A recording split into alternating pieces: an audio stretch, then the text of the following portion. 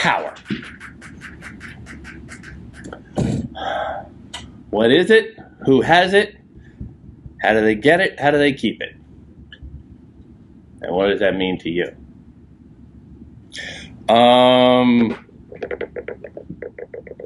Literature, especially in the ancient era, is an extraordinarily cultivated phenomenon.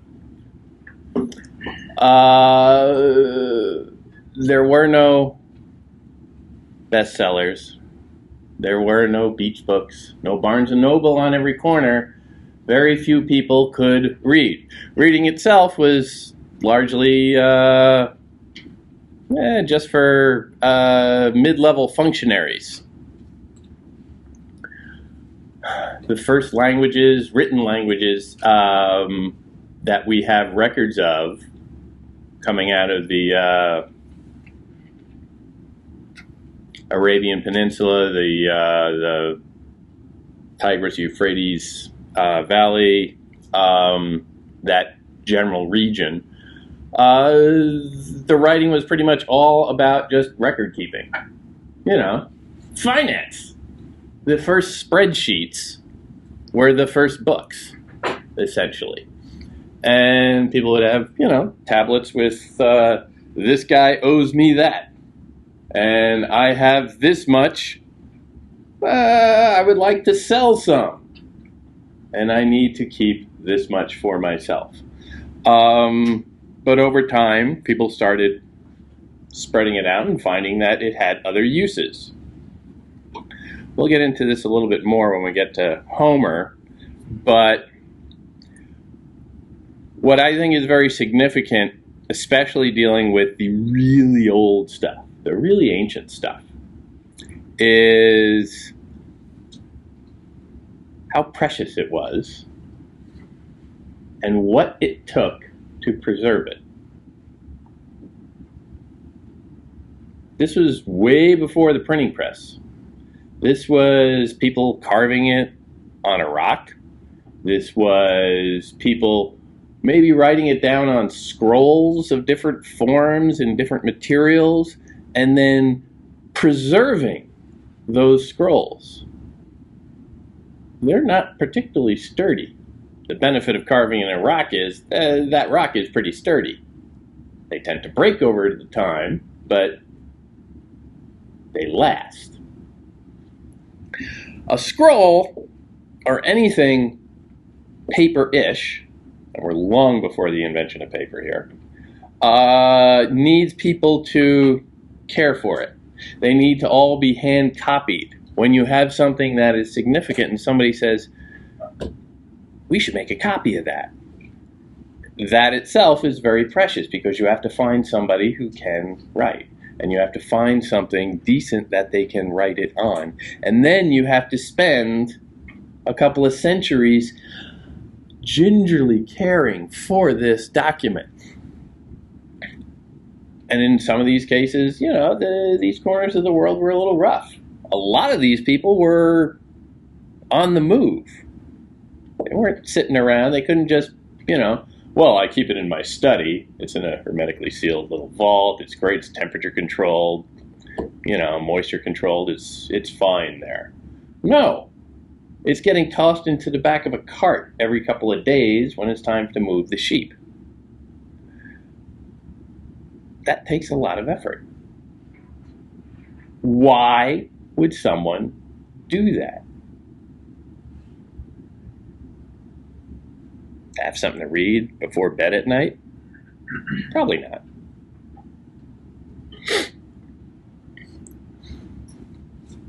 For the beauty? Maybe. Observation. Observation of what? The surroundings. Kind of like Darwin. I mean, I was after what you're saying. But Darwin kind of wasn't the smartest person ever, but he just observed the surroundings.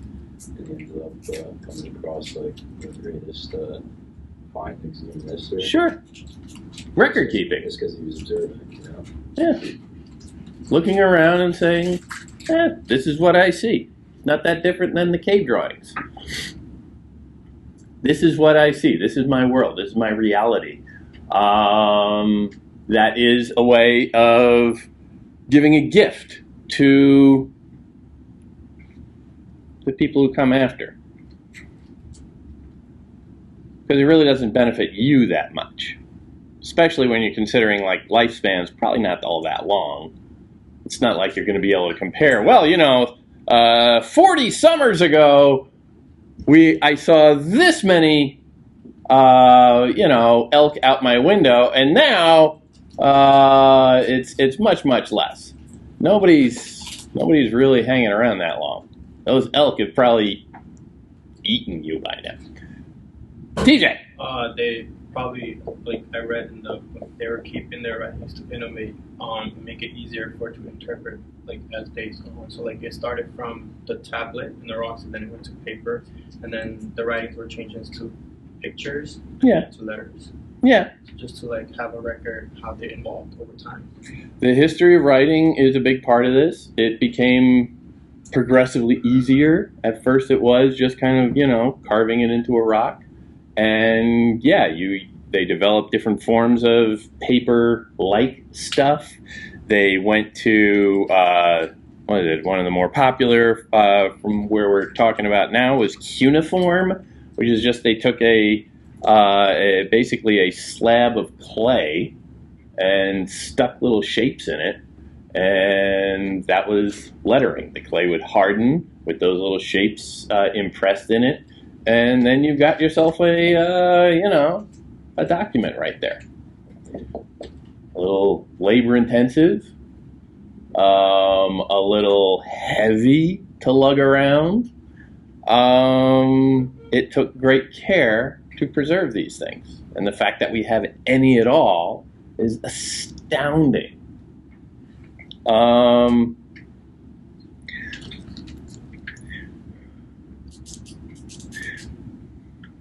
But I would argue, and I will, that a lot of what we're seeing here has to do with power. Because power is not a gift. Power is not altruism. You can keep records and take notes for future generations, and that's great. But if it doesn't benefit you, you're less interested in that. I want my grandkids to do well in life. I don't have any yet. Don't think I'm that old. But it's not as strong of a motivator as I'm hungry.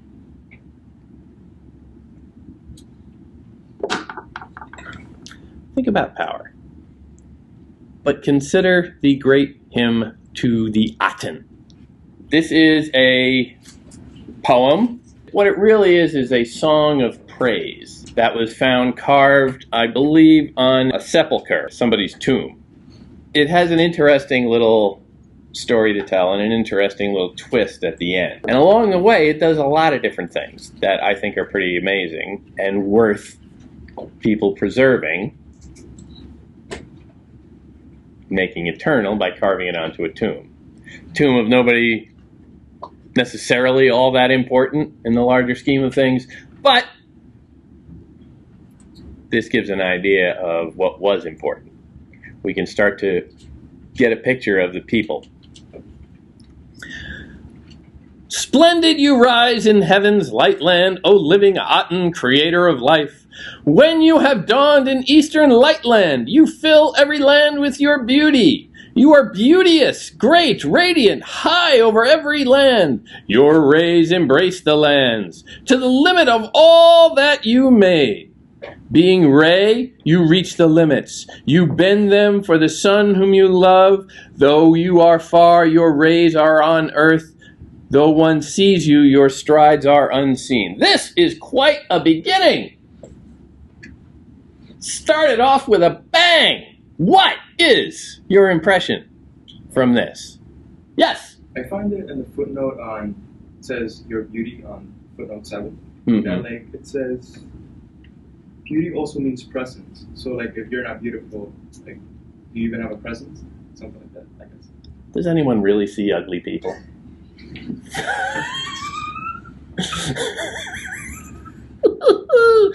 Yeah, maybe. That's a good point. They are valuing beauty, certainly. Physical, observable beauty. Not, oh, he's beautiful on the inside, but, he's Quasimodo on the out. No, this is all about surface here. Yeah. Excellent observation. What else can we tell about this? What other values are being expressed? What other characteristics are there? Every line says something specific, and it doesn't say it by accident. I point out again, this was carved. It was not scribbled. There's no just, oh, this is a rough draft. I'm just going to spit some stuff out, then I'll go back and I'll correct it later. We all get kind of lazy that way because it's so easy to write these days. When you got to carve something, you get it right on the first time. And every word is significant. Every choice is significant. There's nothing accidental. What does Lightland mean? I missed that on the map. Why is the sun a god for these people? You can make anything a god. To me, honestly, and I know you know where I'm going with this, that coffee cup is a god. It's the only way they survive. The only way they survive? How so? If they didn't have the sun, they'd be dead. I think we can say that about pretty much everyone, yeah. That too, but in the next stanza paragraph, it talks about how it provides lightness, and then as the sun sets, a lot of animals come out, so it's kind of fearful, and then mostly like people start robbing in the dark. Okay, yeah. They see as the sun god as protection. Bad things happen in the dark. Also, like, it helps their crops grow, like the sun. So Yeah. it's a source of life for them. We have no sun, no crops. This is an agricultural society. To a degree. Just think, however, about the part of the world we're talking about. Where are we talking about here? Roughly. Anybody? Is it Barbados? Is it San Francisco? Egypt. Egypt. Okay, Egypt. Roughly 1350 BCE. When you wake up in the morning, what do you see? Sand, desert. Sand, desert. All right, that's a whole lot of nothing. What do you see above it? The sun. The sun. What's the only thing you can see repeatedly throughout the day that's of any note? The sun. The sun is a commanding presence in their life. The sun, I think we can all agree, in Egypt in the summertime, even if you have not been there, is probably very warm. Probably very threatening, even. Probably something to be cautious of. It is at the same time, however, a very beautiful image, because this is celebrating the sun. It's not a fearful thing, it's joy. And saying that the presence of this God, the sun, though you are far, your rays are on earth.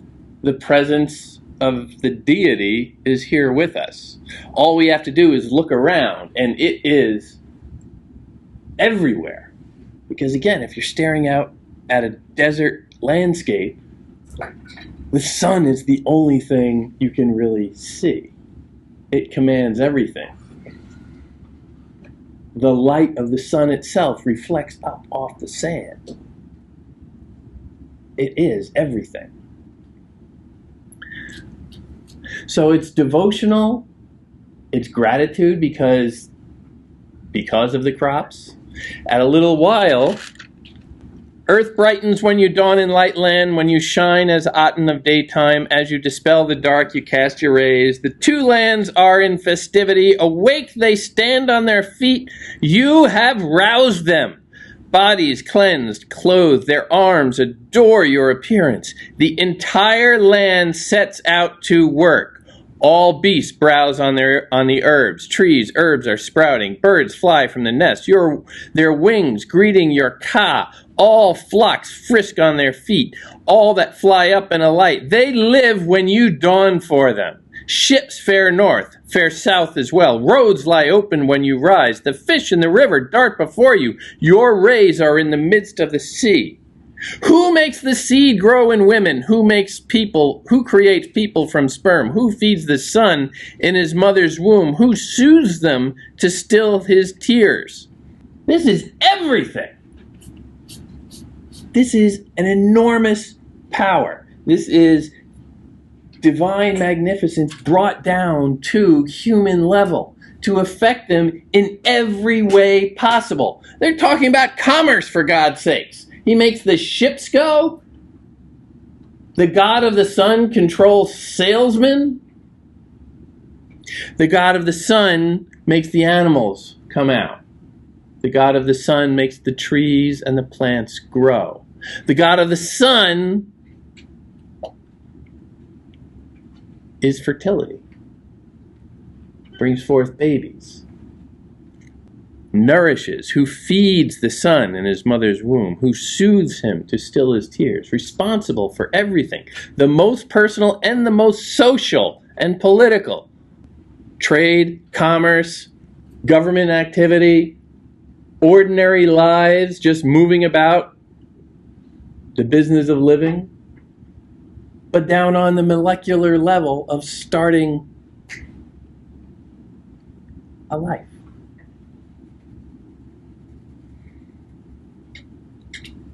And the specificity of those details is really pretty striking. It's one thing to say, God is great, God is enormous, oh, God, God, God, you are so wonderful, you are so great, you are so terrific, you are everything, you are my life, you are everything, you are wonderful, you are great, you are terrific. You'll notice that doesn't go anywhere, that doesn't get anything done, that doesn't really impress after a while because it starts to become dull, it's flat, it's abstract. Specifics. The entire land sets out to work. Not just to do anything, but to work. Talking about the birds, the trees, the herbs, the sperm, for God's sakes. Specifics. Create this sense of the enormity of this project and the detail within it. And there's something quite, I don't want to go whole hog aesthetic on you, but there's something quite beautiful in that notion of scale, of scope, of wonder that is overwhelming. Your rays nurse all fields. When you shine, they live, they grow for you. You made the seasons to foster all that you made, winter to cool them, heat that they taste you. You made the far sky to shine therein, to behold all that you made. You alone, shining in your form of living Aten, risen, radiant, distant, near. You made millions of forms from yourself alone. Towns, villages, fields, the river's course. Towns, villages, fields. Again, we're getting very specific. We're talking about municipal levels of government here. Social and historical factors mixed in with grand metaphysics. All credited to Aten alone. He repeats that. Alone. All to you alone. Repetition is one of the earliest poetic devices. And whenever something repeats, that's not because, well, they didn't know that many words back then. That's not because, well, maybe that's the translator here. It might be, but I doubt it. Because the modern sensibility of translation would say that, well, we got to keep it fresh. We got to keep it, changing all the time. We don't want to sound repetitious if we can possibly avoid it, because that will bore modern readers. So when a translator comes along and says, no, they're using the same term, or the same figure if it's cuneiform, or the same something, they are repeating this for a reason, I have to ask, why? Why? Alone. These little patterns start to arise as you read. Little curiosities like, why'd they do that? Little irritants like, what? I like variety. I'm a modern guy, believe it or not. I like things to change. I don't like to be told the same thing again and again and again and again and again and again and again and again and again. So when somebody keeps spitting out that word alone, it's a burr in the saddle. It's getting me. Was that a hand? What do you got? I'm slightly confused. I thought the ancient Egyptian religion was polytheistic. Yeah. So then keep on saying alone. Yeah. Well, that's a point. That is. Historically, polytheism has a very muddy tradition on the outsides of it. That sounds pejorative, but I'm just saying that the lines were a little bit more porous than you might think. And particular localities tended to have their favorites. There are many gods, but we got our guy. It's like, I'm a big fan of the NFL, but when the Giants are in it, I really care. Not to really go coarse on you there. But excellent observation. Little things like that. Why would they say that? Why would they stress that? Because I got to tell you, I'm setting this up. You are in my heart. There is no other who knows you, only your son. Huh? There's another guy on the scene suddenly. There is, after all of this buildup, oh God, oh son, you are the only thing, you do everything, you are enormous, you are magnificent, you are everything in the world. Oh, and you've got a son. Now, that is a seemingly slight variation in the whole polytheistic question. But look where they go with this. Your only son, Neferkeprure. I'm going to butcher every pronunciation in every language, in everything we read, so I won't hold you to anything if you don't hold me to anything. Neferkeprure, soul of one ray, whom you have taught your ways and your might, those on earth come from your hand as you made them. When you have dawned, they live. When you set, they die. You yourself are lifetime. The one lives by you. All eyes are on your beauty, until you rest. All labor ceases when you rest in the west. When you rise, you stir everyone for the king. Every leg is on the move since you founded the earth. You rouse them for your son who came from your body. The king who lives by Mat, the lord of the two lands, Neferkeprure, soul of one Re, the son of Re, who lives by Mat, the lord of crowns, Akhenaten, great in his lifetime, and the great queen whom he loves, the lady of the two lands, Neferuatun, Nefertiti, living forever. What does that last little stanza do? He wanted to center the polytheistic tradition around his guy. And who is that guy, that God, to this king, according to this? His father. His father! Isn't that convenient? Seems almost like nepotism, but honestly, it's kind of the reverse. Because here you have the son celebrating the father, building him up. Think about, now I just read little snippets throughout. I did not read all of this. We're talking 1, 2, 3, 4, 5, 6 long stanzas before we get to that one that puts the little spin on it.